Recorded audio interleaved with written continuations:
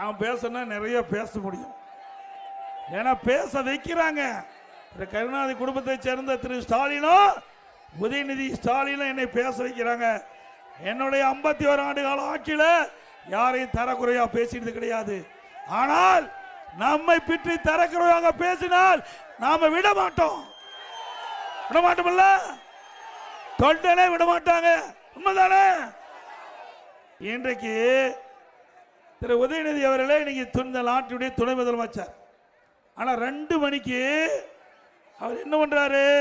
ஒரு இன்ஸ்டாகிராம்ல ரீபோஸ்ட் பண்றாரு. யாருடைய காலை தேடி நீங்க இன்ஸ்டாகிராம்ல ரீபோஸ்ட் போடுறீங்க? எங்களுக்கு கேட்க தெரியாதா? அது மட்டுமல்ல, ஏற்கனவே நீங்க இப்படி காலை தேடி போய் தான் பால்டால் குடிச்சு தப்பிச்சிருக்கிறீங்க. மீண்டும் பால்டால் குடிச்சா உங்க பாடி தாங்காது தம்பி. எங்க பாடி வலுவான பாடி. நான் விவசாயி, இரவுகள் வராமல் உழைக்கின்றவர்கள் விவசாயி, விவசாய தொழிலாளி.